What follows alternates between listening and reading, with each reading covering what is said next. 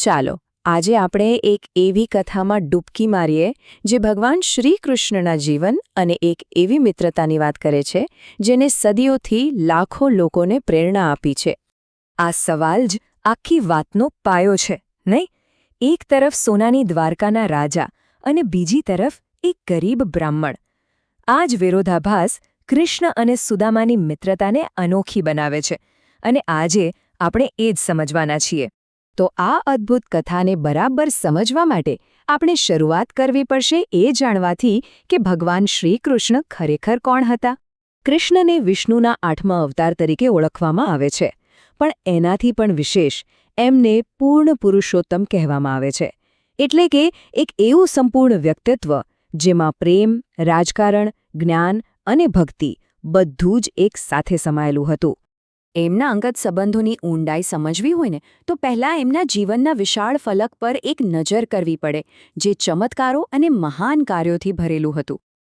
અહીં એમના જીવનની એક ઝલક છે. કારાવાસમાં જન્મથી લઈને ગોકુળની લીલાઓ, કંસનો વધ, મહાભારતમાં માર્ગદર્શન, દ્વારકાનું શાસન અને અંતે ભાલકા તીર્થમાં દેહત્યાગ. દરેક તબક્કો પોતે જ એક મહાકાવ્ય છે. નાનપણથી જ એમની શક્તિઓ અસાધારણ હતી. આ કોઈ સામાન્ય બાળકના ખેલ નહોતા.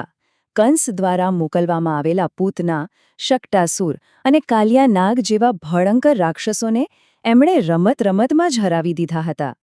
અને આ જુઓ, આ વાત તો ખરેખર અકલ્પનીય છે. વિચારો, ફક્ત 7 વર્ષની ઉંમર અને પોતાના ગામ લોકોને ઇન્દ્રના પ્રકોપથી બચાવવા માટે આખો ગોવર્ધન પર્વત પોતાની ટચલી આંગળી પર ઉઠાવી લીધો. અને કૃષ્ણ માત્ર યોદ્ધા જ નહોતા, એ એક મહાન દાર્શનિક પણ હતા. કુરુક્ષેત્રના મેદાનમાં અર્જુનને આપેલો આ ઉપદેશ, જે ભગવદ્ ગીતા તરીકે ઓળખાય છે, તે આજે પણ માનવજાતને માર્ગદર્શન આપે છે. તો એક સર્વશક્તિમાન દેવ રાજાની કથામાંથી હવે આપણે સીધા જ એકદમ માનવીય, એકદમ અંગત કથા તરફ વળીએ છીએ, એક મિત્રની વાર્તા. અહીં જુઓ, આ તફાવત કેટલો જબરદસ્ત છે. એક બાજુ સોનાની નગરીના રાજા, જેમને લોકો ભગવાન માનીને પૂજે છે, અને બીજી બાજુ એક ઝૂંપડીમાં રહેતા અત્યંત ગરીબ બ્રાહ્મણ. બંને વચ્ચે સમાનતા હતી તો બસ એક જ, બાળપણની મિત્રતા. અને અહીંથી શરૂ થાય છે સુદામાની એ ઐતિહાસિક યાત્રા. પત્નીના કહેવાથી ભેટમાં ફક્ત 3 મુઠ્ઠી પૌવા લઈને સુદામા સંપત્તિ માટે નહીં, પણ વર્ષોથી વિખૂટા પડેલા પોતાના મિત્રને મળવા માટે દ્વારકા જવા નીકળે છે. અને હવે આપણે આવી પહોંચ્યા છીએ આ કથાના સૌથી ભાવુક અને યાદગાર પ્રસંગ પર. રાજમહેલના દરવાજા પરની એ મુલાકાત, જેણે ઇતિહાસ રચી દીધો. વિચારો, એ દૃશ્ય, એક ભવ્ય મહેલ અને એના દરવાજે ફાટેલા કપડામાં ઊભેલો એક ગરીબ બ્રાહ્મણ. સ્વાભાવિક રીતે જ દ્વારપાળોએ તેમને અંદર જતા રોક્યા. પણ જેવો કૃષ્ણના કાને મિત્ર સુદામાનું નામ પડ્યું, બસ બધો રાજપાટ, બધી પ્રતિષ્ઠા ભૂલીને દ્વારિકાધીશ ઉઘાડા પગે દરવાજા તરફ દોડી પડ્યા. આ દ્રશ્યએ આખા દરબારને સ્તબ્ધ કરી દીધો હશે. એક ચક્રવર્તી સમ્રાટ પોતાના ગરીબ મિત્રને ભેટી રહ્યા છે અને પોતાના હાથે પોતાના આંસુઓથી એમના પગ ધોઈ રહ્યા છે. આ તો પ્રેમ અને નમ્રતાની પરાકાષ્ઠા હતી. સુદામા તો શરમાઈ રહ્યા હતા પોતાની નાનકડી ભેટ આપતા, પણ કૃષ્ણ માટે તો એ પૌવાની પોટલીમાં છુપાયેલો પ્રેમ જ સર્વસ્વ હતો. એમણે એ પોટલી છીનવી લીધી અને એવા આનંદથી પૌવા ખાધા જાણે અમૃત મળી ગયું હોય. અને સૌથી સુંદર વાત તો એ છે કે સુદામાએ પોતાના મોઢેથી કશું જ માંગ્યું નહીં.